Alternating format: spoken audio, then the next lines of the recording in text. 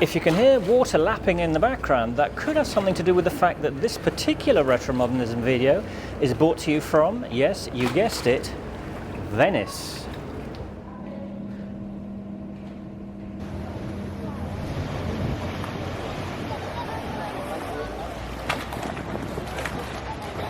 We're actually here today to have a look at this beautiful building, which is the Palazzo Grassi, that you can see there across the canal from me. Now, this is a beautiful 18th century building. It was built by the architect Giorgio Massari and then actually bought by the Pino family of Kering fame. It was opened and it was inaugurated in 2006, having been converted into a most fantastic contemporary art gallery by the Japanese architect Tadao Ando.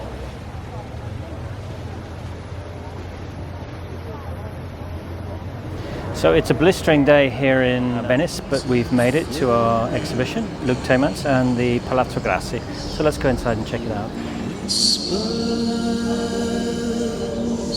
Flashing back to the COVID-free summer of 2019, I comboed a trip to the Biennale with a visit to this Palazzo Grassi and La Pelle, an exhibition by contemporary Flemish painter Luc Tuymans. Born in Antwerp in 1958, Tuymans is a leading figure in the resurgence of painting, one of the first artists to be represented by David Zwirner, and as you'll see, a retromodernist through and through. The first work we see when we enter the building is the built-in mosaic floor. Schwarzheide is a rendition of a 1986 painting by Tuymans based on pictures made by detainees at a Nazi labour camp, which they cut into little strips and hid, and then later recomposed. It's a first taste of the artist's fascination with power in various forms. Tuymans was delighted by the clean spaces of the Palazzo Grassi, where the visitor can walk around and enjoy a purely pictorial experience. His work fuses fading memories with traces of past artists and television and cinema, both instruments of power that he grew up with, absorbing their flickering light and dark messages. The Valley shows David Zellaby, the child protagonist of the 60s movie Village of the Damned, itself based on a novel by sci-fi writer James Wyndham. There's also a riff on religious fanaticism and mind control. Although an old-school oil and canvas painter, Tuymans' process often focuses on photos taken from TV screens, exploring themes which are frozen in fragments of time. 2017 shows the moment of final truth for Bruna, the heroine of a Brazilian Hunger Games-style TV pilot show. In one of the triptych Allo, Tuymans traps his own shadow in a frame of the 1942 movie The Moon and the Sixpence, which itself is based again on a novel, this time by Somerset Maugham, loosely recounting the life of Paul Gauguin. Tuymans' imprinting, inspiration and implementation take us on a journey that reveals flashpoints along his own timeline in true retromodernist style. There's breathing space for the art in Palazzo Grassi, something Tuymans was very keen to achieve.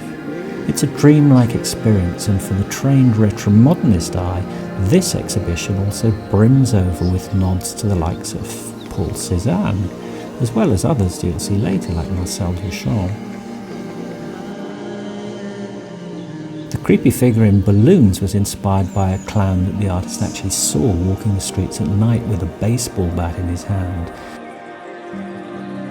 Evokes nightmare figures in other paintings, both in style and in sentiment. We also see an affinity with the macabre characters created by fellow Belgian painter and precursor of Expressionism, James Ensor.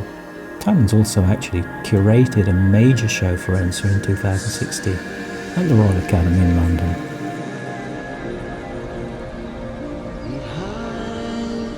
The macabre holds a deep fascination for Tuymans. Here's a snapshot of celebrated Japanese cannibal Issei Sagawa. Twin Peaks The Return is one of the retmo roots of The Return, which shares common DNA also with Marcel Duchamp's nude descending a staircase, and subsequent spin-offs of that work, including a version in 1965 by Gerhard Richter, no less. The sublime blend of modern and restored elements make Palazzo Grassi in itself a retromodernist classic, as does its progressive approach to curation and collaboration with the likes of Luc Tuymans. He's a painter who's shaping the future of contemporary art, but at the same time showing us his connection to Flemish and other artists before him, who in turn have taken tradition and blended that with their own twist of retromodernist humour. I hope you've enjoyed this little backflash and will be happy to like the video, subscribe to the channel, and please do leave your own impressions in the space below.